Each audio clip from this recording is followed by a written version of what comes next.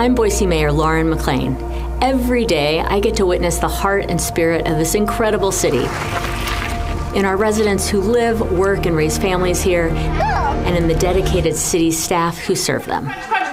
Boise is shaped by all of us, the community members who step up and the public servants who show up, facing challenges together, celebrating progress together, and making bold choices for our future together.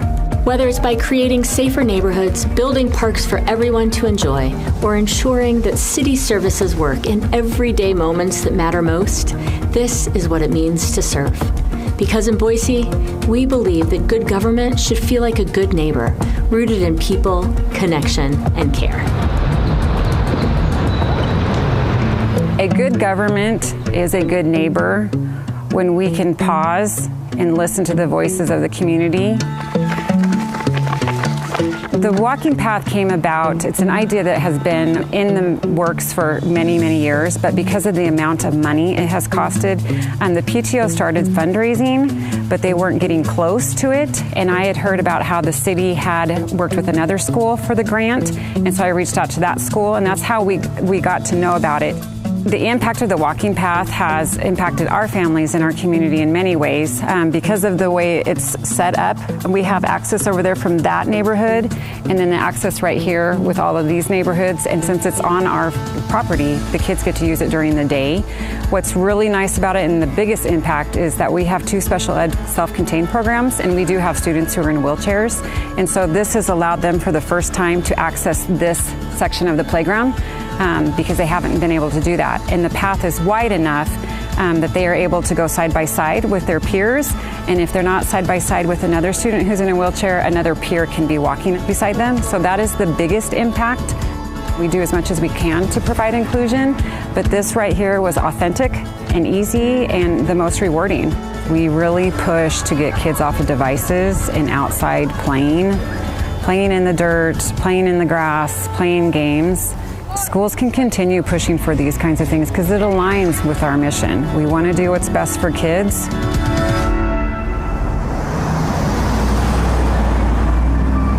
Good government as a good neighbor, at first it makes me think of like, what is a good neighbor to me? So that would be somebody that's, kind and helpful. And when I think about this program, the Sunflower Hidden Disability Program, it's kind of the same sentiment, right? We're asking our staff at the airport to just be kind, respectful, and approach people that are choosing to wear this and provide that help. The Hidden Disability Sunflower Program is a non-discrete way for individuals with non-apparent disabilities to signal to our airport staff that they might need additional support or assistance when they're traveling through the airport. Individuals can come to City Hall or the airport and get one of these lanyards, and when they wear it, they are signaling to staff at the airport who have been trained to recognize it, to just ask that simple question, like, what additional support might you need while you're here? It could be extra time, some more patience, or just some extra assistance. This program started in the UK, and it's an international program. There are over, I think, 300 airports that are participating. So travelers can see it not only here in Boise, but when they're going to their other destinations, they're going to get that additional assistance. I get excited because I have a disability myself, and I say to people all the time, like, my job is awesome. I love to come to work because I get to help, support the disability community for myself and make Boise a better place for people like me. So I just think my job is the best job. What does it mean to you when the mayor says good government should feel like a good neighbor? That's a good question. It truly makes me think back to the heart of why we do so much of this, and the certain values and we hold just to be a Boise. We're big enough to have resources to help, and we're small enough to still care. And so it's kind of like, being a good neighbor and being caring for the person next door, the person across the street or from there. And so having that trust and being able to build up that trust within our community, and I think that's what it truly means to me. You know, when a lot of people think about police work, they're used to just that emergency response type of thing. They see cars and lights and people flying everywhere, but police work starts so much before that in being there before there's a bad situation and being able to build trusts and partnerships with the community in there. It's ultimately at the heart of it is truly about building community partnerships and working together, and so that we can create a safer city for everyone.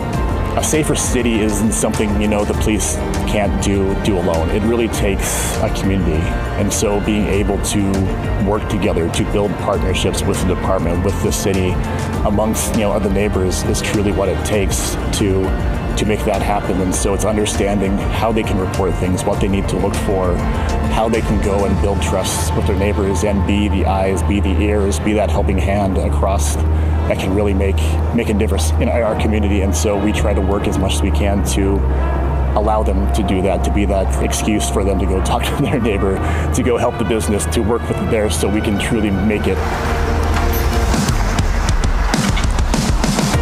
Everything we do at the City of Boise is grounded in service, driven by the people who call this place home and the city staff who work every day to support them.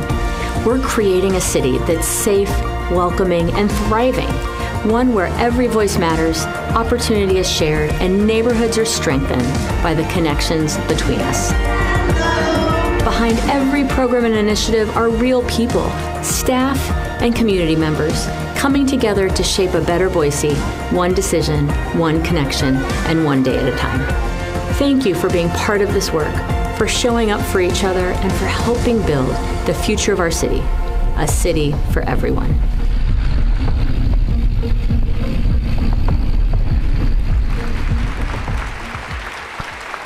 Please welcome to the stage Executive Vice President and Chief People Officer at Micron Technology and President of the Micron Foundation, April Arnzen.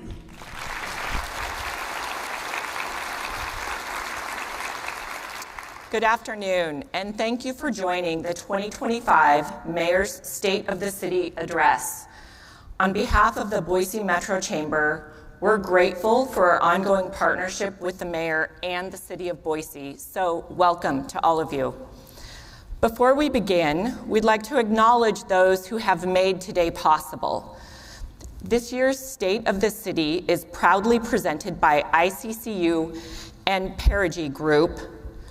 The Chamber reception is hosted by CBH Homes. We'd like to thank our sponsors, Alquist, Albertsons, Excite, Gardner Group, J.R. Simplot Company, Micron, and St. Alphonsus. We're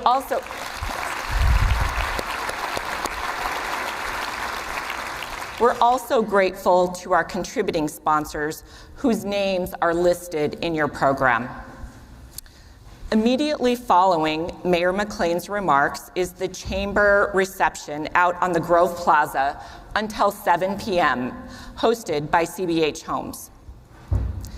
It is an honor to now introduce Boise Mayor Lauren McLean.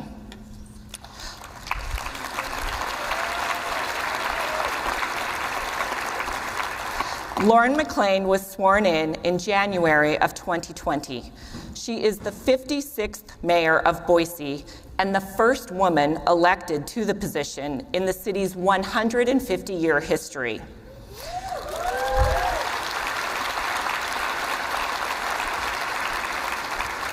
Mayor McLean is now serving her second term, creating a safe and welcoming city for everyone. Her time as mayor is marked by expanding access to Boise's parks and open space conservation, tackling housing and homelessness side by side with the community, bringing jobs and opportunity to Boise, and leading nationally acclaimed climate action efforts. Mayor McLean's service to the people of Boise began as a volunteer in 2001. She led the historic Boise Foothills Open Space Levy campaign, and along with hundreds of other dedicated people, secured protections of thousands of acres in the foothills for future generations. She and her husband, Scott, are parents to Madeline and Aiden. She is an avid trail runner, outdoors woman, and reader. She and her family love to explore Idaho's beautiful backcountry by foot or by ski with their dog, Moose. Please welcome to the stage Boise Mayor Lauren McLean.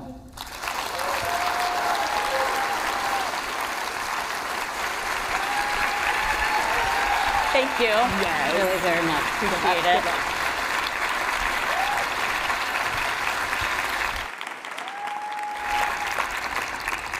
Well, hello, Boise. It's so bright. I wish I could see you to say hello. I believe that you are out there. It is so great to be here today with you.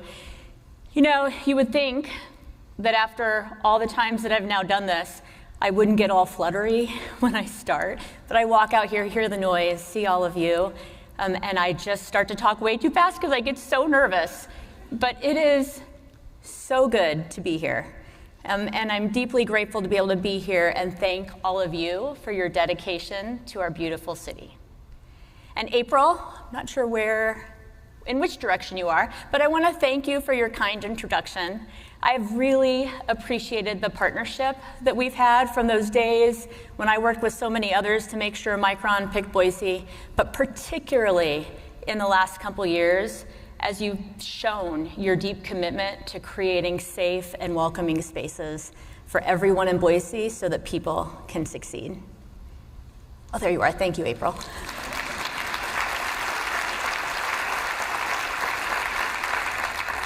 And to the Chamber, I want to thank everybody on the Chamber team that worked so hard to make today possible. And a special thanks to you, Bobby Joe. I deeply appreciate your leadership. And last month, Bobby Joe, Garrett Lofto, and Tommy Alquist convened all the Treasure Valley mayors right before the Chamber conference, brought us together to talk about ways that we can improve transportation for our growing region. And it's leadership like that, and that you show day in, day out, that I deeply appreciate. It's both visionary and active, and look forward to working with you and other mayors throughout this region and the business community at large to ensure that we have a prosperous future here in Boise and in the region.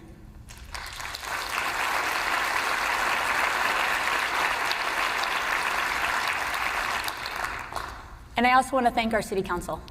Council President Colin Nash, Council President Pro Tem Meredith Stead, Council members Kathy Corliss, Jimmy Halliburton, Jordan Morales, and Lucy Willits. You all and each serve your districts and the people of Boise with a fierce determination and commitment, and I appreciate your partnership and service.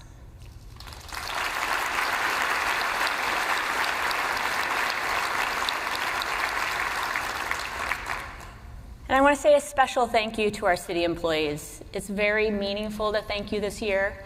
Those of you who are in the room, I see many of you, but even more are working. You're providing the programs and services that our community relies on.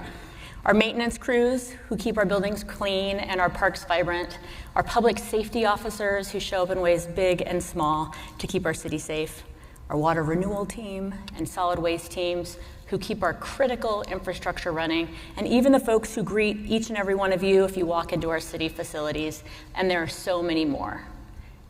You, our city employees, are the caretakers of our community, making sure that every day we are a safe and welcoming city for everyone. You're compassionate, you're creative public servants who show up day in and day out on nights and weekends dedicated to the work that you love. So Boise, when you see folks in Boise, City of Boise gear, I'm going to ask you to please stop and say hi and thank them. And even better yet, tell them your favorite part about living here in Boise. Because in times like these, connections like that really matter.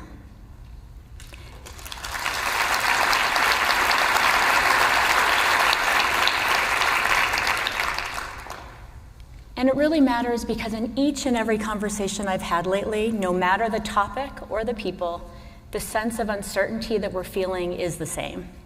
With other mayors, it's uncertainty over how we continue to provide the critical services our residents rely on with fewer tools and more constraints. With business leaders, it's uncertainty over the economy and concern for your employees. with residents in every neighborhood throughout our city, uncertainty over what the future holds, angst over national division, and concern for monthly bills and retirement accounts. Yet, despite that uncertainty, I also hear a belief that we will get through it, because we must, because we always do, because we're Boise.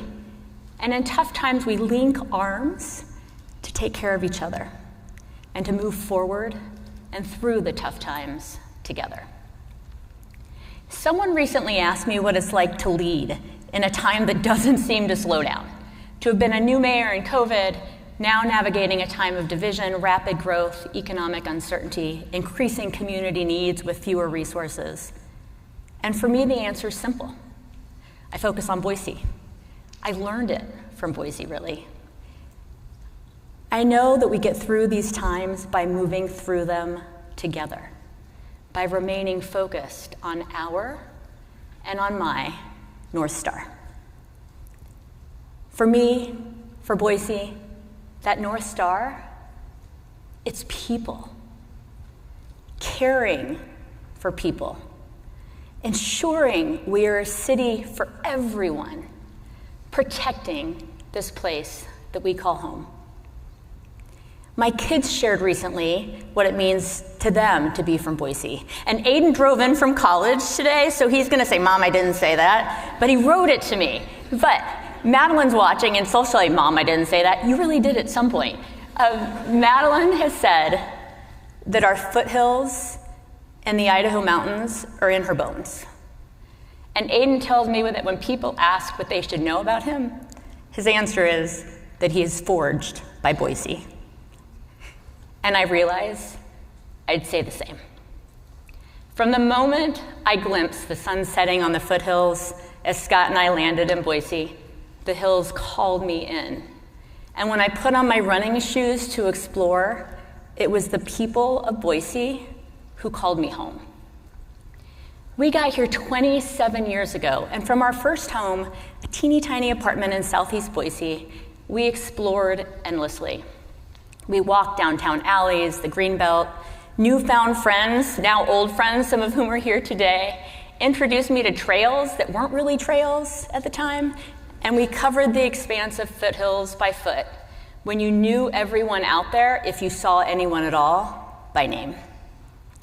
Scott and I explored the Sawtooth and the White Clouds, and since that summer, we've backpacked in every year, even when I was pregnant and when our kids were babies. And when the kids were old enough, we started skiing in too. They've never missed a summer, and we try really hard not to miss a winter. When you're in the backcountry, you realize quickly the inherent tensions, the uncertainties, and the reality that you'll just have to get through whatever comes your way, because you must. At times it was really hard. The kids were babies. I mean, we were babies. And man, it was work to pack packs, to coax the kids in. In winter, charting your path through avalanche terrain, changing course if we had to. But the fresh air, the quiet beauty of Idaho's mountains and lakes, the still of winter wilderness pulled us closer and pulled us in. And over the years, I loved seeing the confidence and independence that my kids gained on these trips.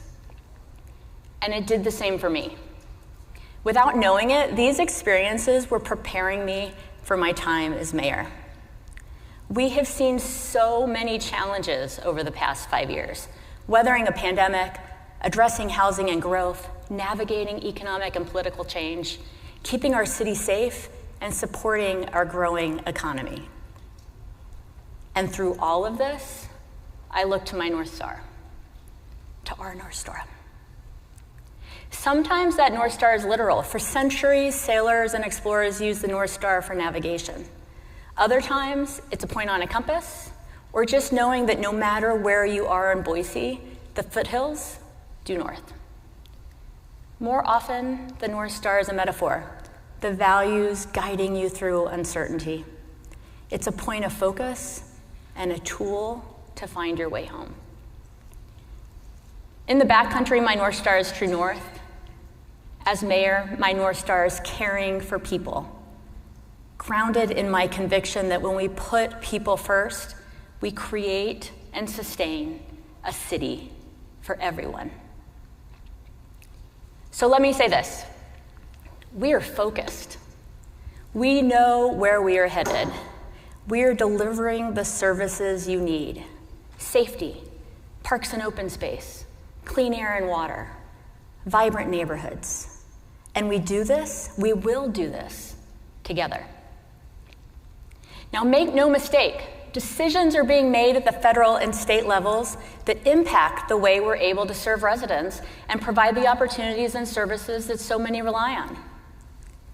And while local government can rarely compete with or fully make up for state and federal government set on upending critical work, we can and we will do everything in our power to serve and protect Boise.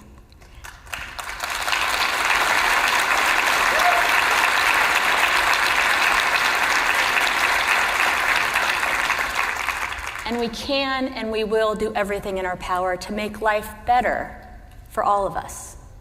And we do this guided by Boise's North Star, asking the questions: are we putting people first? Are we cutting red tape? Are we creating new opportunity? And are we making life better for Boiseans? Here's a great example. Since day one, housing has been my top priority, and we have sought every opportunity with an incredible network of businesses, nonprofits, generous community members. Together, we've invested in hundreds of affordable homes across the city, often co-located with services like childcare and parks, so that families can thrive. And tomorrow, Wilson Station on State Street, and for those of you who've watched construction go up, like Scott and I back in the day, we'd go to Smokey Davis, grab some smoked turkeys or other things. It's right where Smokey Davis was. We will welcome families into 102 new affordable homes.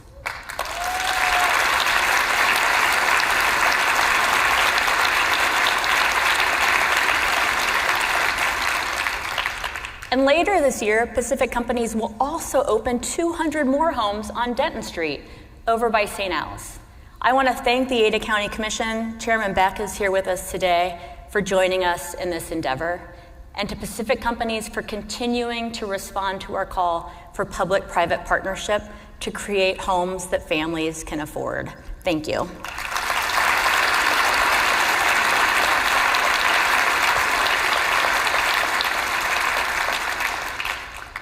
And on homelessness, we set a goal of creating 250 homes for folks exiting homelessness, and we're on track.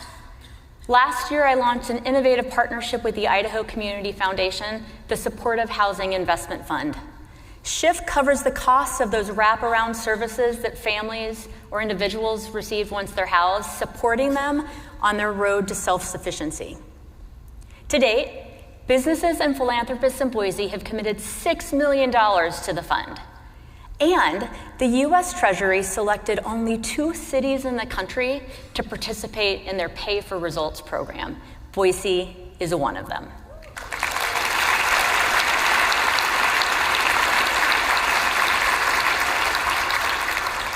And what this means is that when we demonstrate that housing and those supportive wraparound services save our region money, which it does, the Treasury will invest that savings back into the fund up to another $6.5 million. Our partners at Boise State and the Idaho Policy Institute are measuring the results and providing the information to the Treasury so that our local investment and your local investment goes even further. So thank you to everybody involved and to Boise State for helping us along the way.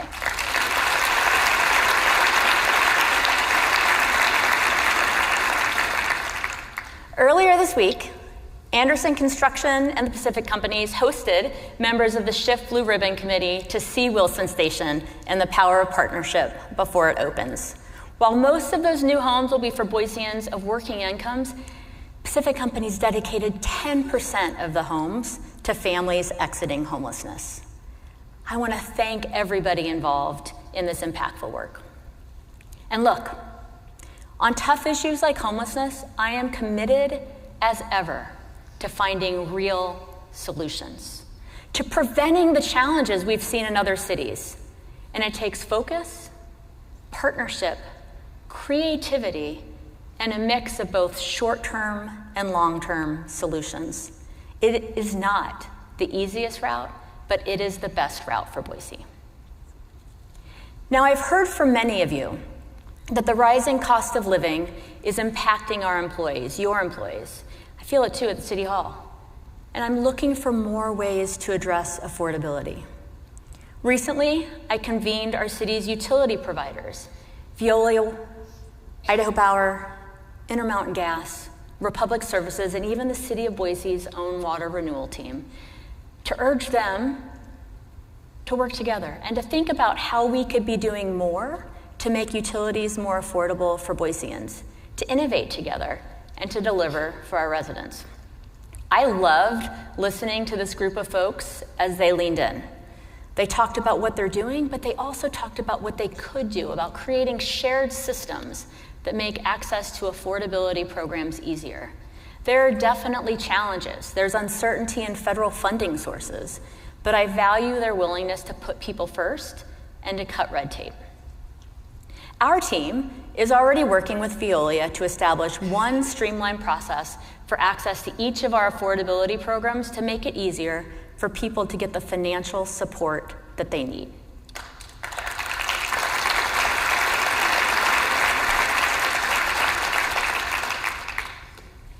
There are upstream ways that we can cut utility costs too.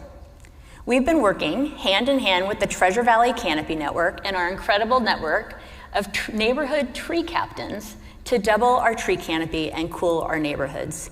We are on track to cover neighborhoods with shade, and we've added over 1,200 acres of tree canopy to Boise.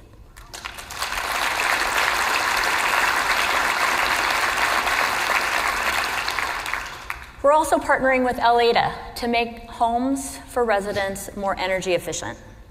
Last year, 81 low-income families got upgrades in their homes, sealing windows, fixing holes, and these small changes actually have big results. They lower energy costs by keeping homes warmer in the winter and cooler in the summer. It's a program I'd like to expand. And I've asked our employees to help save money too. There's nothing too big or too small or too silly, and there's no wrong suggestion. Recently, our utility billing team took me up on the call for ideas, and I loved it. Years ago, the City of Boise opted to pay for a Boise P.O. box so that when you send your utility check in, you're sending it to a Boise address. And then the city would pay a courier to collect that check and deliver it, actually put it back in the mail, and deliver it to the actual billing place that was not in Boise. And our staff suggested that if we were okay going without a Boise P.O. box for billing, we could save money. And I said, of course, like that's a no-brainer. And I thanked them for saving taxpayer money. $30,000 a year saved in the city's budget. Ideas like these add up. And I'm gonna keep encouraging our team to look for ways to do this so that we can put our dollars where it matters most.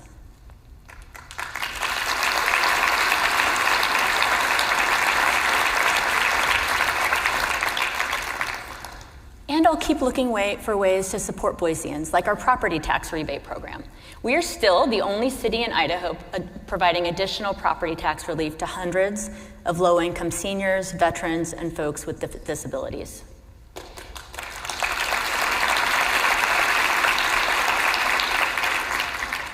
In fact, it's been so successful that 92% of the folks that qualify for this have applied. And we're able to put money directly back into the pockets of people who need it most. And Boiseans are pitching in too. The West Bench Neighborhood Association and a group of passionate neighbors asked us if we could turn fallow land along a canal into something better. The Boise School District and Capitol High joined us, and we asked the Settlers Irrigation District if they'd consider donating land for a park. And they said yes.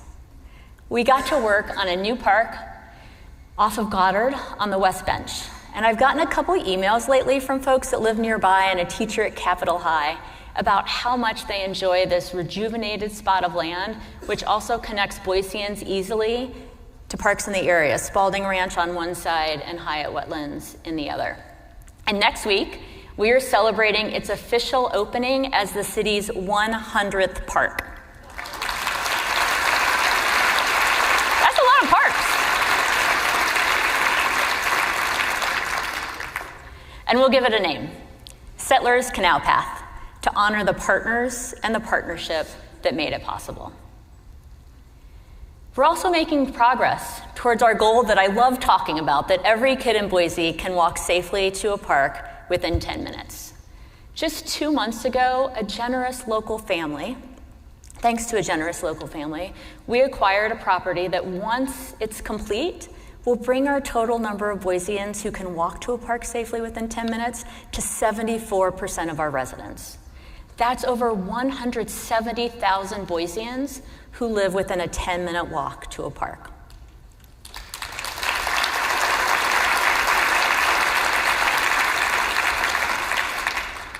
This is a great example of Boiseans working with us for Boise. The Clark family sold us their land under market value so that we can use our money wisely elsewhere to further our goal. And I want to share a little bit of a letter that they wrote to us at the time of the purchase. This property holds deep sentimental value to me and my family. My parents deeply valued the importance of protecting the environment, fostering a sincere connection with nature. And the idea of transforming it into a haven for the neighborhood, particularly for families from low to middle incomes and diverse backgrounds, is truly inspiring. Accessible green spaces are vital for improving mental health and fostering community connection, and it would be a joy to see this property fulfill such a purpose. And this is Boise's North Star at work. I want to thank the Clark family for your generosity. And speaking of connections, we have a lot going on at the Boise Airport. So last year, a record high of nearly 5 million passengers traveled to and from Boise. We were so hopeful. Rebecca's here. I was so hopeful we'd hit 5 million and balloons would drop on that person or something. She told me that doesn't happen. But wouldn't that be fun? Because we will hit 5 million this year. Because we are ahead of those numbers this year and expect them to continue to grow. The airport's a gateway to Boise, and for many, it's their first impression of our beautiful city. First impressions are important, so we're being intentional about the airport's infrastructure and amenities. If you've driven by or traveled through recently, you'll notice there's a lot of construction.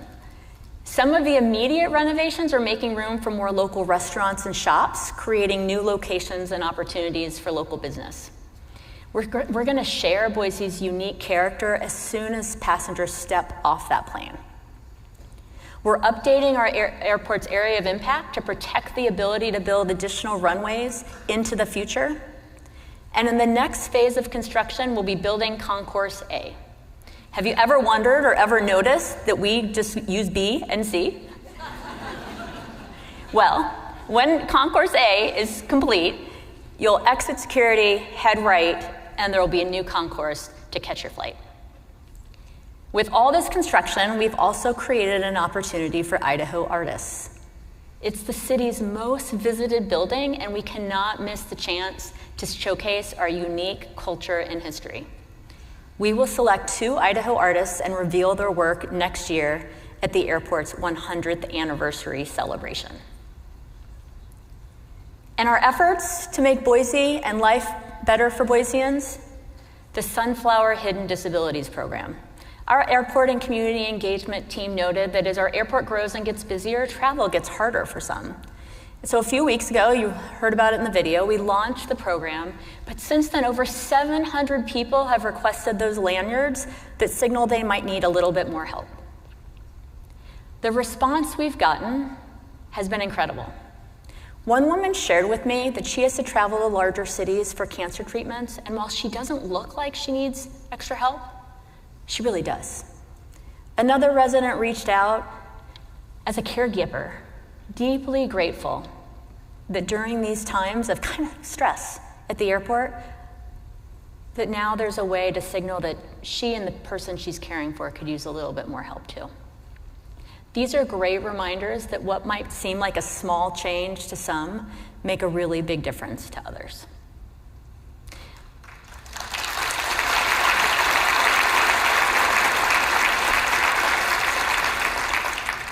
And the response to this program tells me we should offer this in more city facilities, and so we will, because Boise is a city for everyone.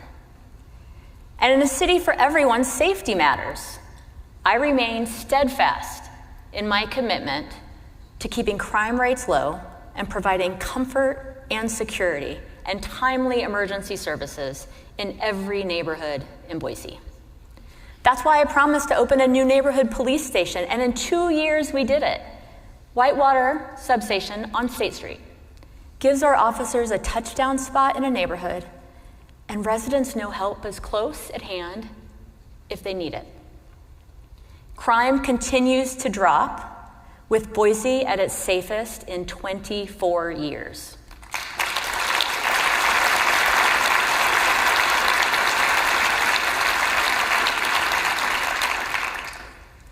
Last fall, we welcomed a new police chief to Boise, Chief Chris Dennison. One of the first things I asked him to do was to look at traffic enforcement. We'd seen too many traffic-related injuries and fatalities, particularly involving bikes and pedestrians. And in nearly every community meeting I was holding, folks were asking me to make our streets safer. Chris took that to heart. And this year, we've seen a 23% increase in traffic stops so far. And as you can see, I like to measure things. We're using data to determine the investments that our police department needs to keep our city safe and welcoming. Based on the chief's recommendations and the data, I'm working with our city council to explore ways we can add 6 new officers to our police force. And next month, we'll open Fire Station 13 in Northwest Boise, a promise I made a few short years ago. When it opens, over 12,000 more Boiseans will be within a 5-minute response time radius. And it'll provide something new too. For the first time in Boise, a fire station will have a touchdown spot for police officers and a place to house the equipment we need to fight wildland and brush fires. It's being built for the future because the investments that we make now need to stand the test of time. This fully electric fire station with solar panels takes advantage of clean energy sources, lowering taxpayers' long-term energy costs, keeping taxpayer dollars working smarter. We're electrifying all of our city buildings for that reason. Fire stations, libraries, the airport, and we are on track to meet our city goal of 100% clean energy by 2030.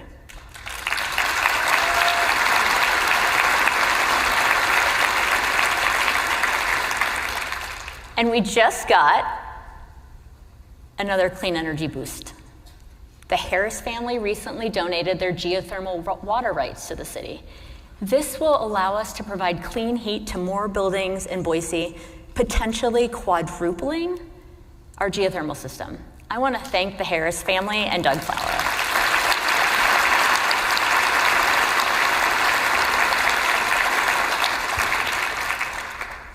Smart investments in neighborhoods, parks, emergency services, and infrastructure make our city more vibrant and our economy thrive. And the numbers show it. Boise sits at a 3.1% unemployment rate, well below the national average and second lowest in the West among cities of similar size.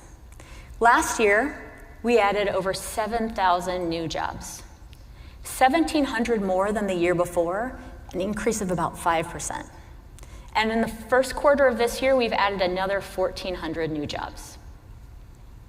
While we can't know everything the future holds, I want to be clear. Our local economy is in a strong position, providing a foundation of certainty in challenging times. And by making smart investments, supporting our business community, and preparing for the future, I'm determined to keep it that way.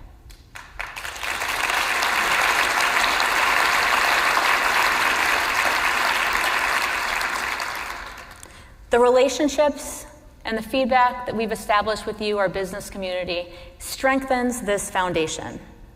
Our team has taken a thoughtful approach in listening to businesses and what you've said you need, keeping talent and good paying jobs in our city, creating more housing, staying focused on strategic growth.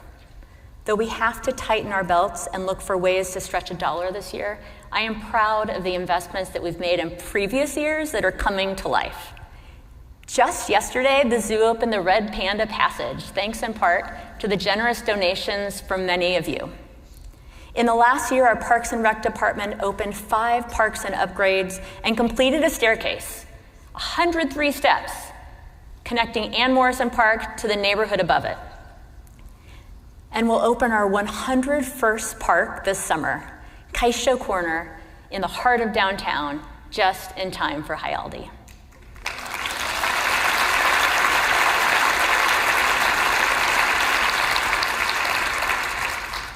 Last year, over 400 new homes opened for Boiseans, bringing the total number of homes to over 7,000 since I took office. These homes are in neighborhoods all across our city, and we're going to keep working closely with neighborhood associations to strengthen our neighborhood identities and connections as we grow. In the upcoming year, we do have a couple of much needed and exciting projects planned that will serve residents well into the future. Those include the improvements to 8th Street as a vibrant downtown public space, the Alta Harris Greenup, restrooms at Liberty Park, and a new Whitney pool. Each of these has been carefully selected to most benefit Boiseans now and into the future. A local business owner told me recently that he believes that Boise's success hasn't been by accident or luck. While innovators are building businesses, our city is growing in intentional and thoughtful ways. Our vibrant downtown, our pathways, parks, trails, and open space, our investments make this a place where businesses can thrive because their employees and their families want to be here. I want Boise to stay that place where families thrive, a city that offers to any family, regardless of income, the opportunity to have a weekend of fun and make connections without worrying about how to balance that with other household needs. That means our parks, pathways, open space, recreational opportunities become even more important as we look ahead. Another business leader told me recently that when he was a kid, in a family that had very little, that if they had lived in Boise, they would have had so many opportunities for free family fun. From kicking a ball in a park to walking on the Greenbelt, exploring the foothills, swimming in Quinn's Pond, enjoying movies in the park in the summer, rec time at Fort Boise, we are providing opportunities for everyone so that everyone feels like they're able to be a part of our city.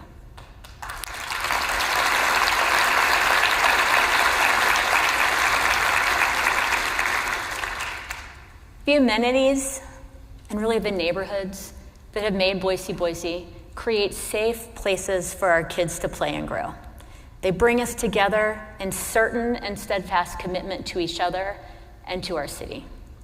And while we are experiencing growing pains, and there are real challenges right now for our residents, we are working hard on housing affordability, transportation, seeking to preserve the beautiful Boise way of life and creating a city for everyone. My kids knew this Boise, they know this Boise, and I am resolved that their kids will too. That when our grandkids are asked what should be known about them, they'll still answer that they were forged by Boise, the places they explored, the people who cared for them along the way. In times like these, when there are so many who seek to divide, we have a choice. We can succumb to the division or do what we have always done. Come together to care for each other and for this city. I am inspired every day to see Boiseans choose this approach. Thank you for the opportunity to travel this path with you. It's an honor and a privilege for which I'm deeply, deeply grateful. Here's to each and every one of you and to the special city of Boise. to the work we are doing together to ensure that Boise continues to call each of us and our kids and grandkids home. Thank you.